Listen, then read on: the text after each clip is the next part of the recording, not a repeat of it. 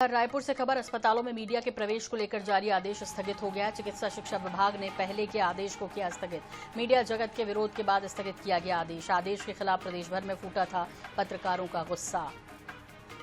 तो एक तुगलकी फरमान निकाला गया था दरअसल मीडिया के लिए, और ऐसे में मीडिया जगत के विरोध के बाद अब ये आदेश फिलहाल स्थगित कर दिया गया है। अस्पतालों में मीडिया के प्रवेश को लेकर जारी आदेश स्थगित हुआ है। तो इस तुगलकी फरमान के जरिए कोशिश ये थी कि मीडिया अंदर की खबरें न दिखा पाए, या जो जिस तरह से लापरवाही समय समय पर सामने उजागर होती है वो न दिखा पाए। इसमें उनके प्रवेश पर रोक लगाई थी, लेकिन इसका पुरजोर विरोध हुआ छत्तीसगढ़ मीडिया के द्वारा, और उसके बाद अब यह असर कि चिकित्सा शिक्षा विभाग ने पहले जो आदेश दिया था उसे फिलहाल स्थगित कर दिया है। गौरव शर्मा हमारे विशेष संवाददाता इस खबर पर जुड़ गए हैं। गौरव, आपसे जानना चाहेंगे कि आखिरकार जो पत्रकारों ने विरोध किया था उसका असर देखने को मिला है, क्योंकि वाकई में अस्पतालों में लापरवाही की बड़ी खबरें आती है और ऐसे में उन्हें रोकने की कोशिश थी। गौरव, निश्चित रूप से छत्तीसगढ़ के शासकीय चिकित्सा महाविद्यालयों और शासकीय अस्पतालों में मीडिया के प्रवेश को लेकर एक आदेश जारी किया गया था। पूरे प्रदेश में इस आदेश के खिलाफ पत्रकारों का गुस्सा फूटा था। रायपुर में इस आदेश की प्रतियां पत्रकारों ने जलाई थी।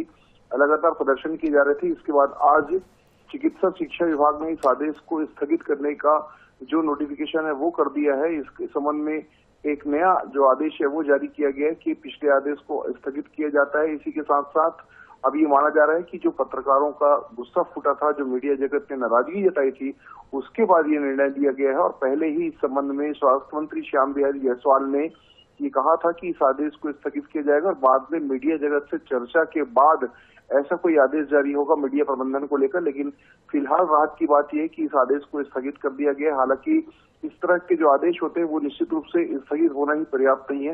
इस तरह के आदेश न जारी किए जाए, निरस्त किए जाए, ये भी आवश्यक है। लेकिन अब ये देखना होगा कि आगे जो आदेश जारी किया जाता है वो क्या मीडिया से चर्चा के बाद जारी किया जाता है, किस रूप में यह आदेश सामने आता है। लेकिन फिलहाल तो जो तुगलकी फरमान जारी किया गया था, जिसका पूरे प्रदेश में विरोध किया जा रहा था, उससे फिलहाल स्थगित कर दिया गया है। बिल्कुल गौरव, आप खुद भी इस प्रोटेस्ट में बाकायदा शामिल रहे हैं, और हो भी क्यों ना, क्योंकि हरिभूमि और आईएनएच सामाजिक खबरों को प्रमुखता से उठाता है। इसका मतलब ये नहीं है कि मीडिया की आवाज को दबाया जाए। ऐसे में आपसे समझना है कि दरअसल इसके पीछे तर्क क्या दिए जा रहे थे, ये आदेश इस तरह से निकालने के पीछे क्या वजह बताई जा रही थी?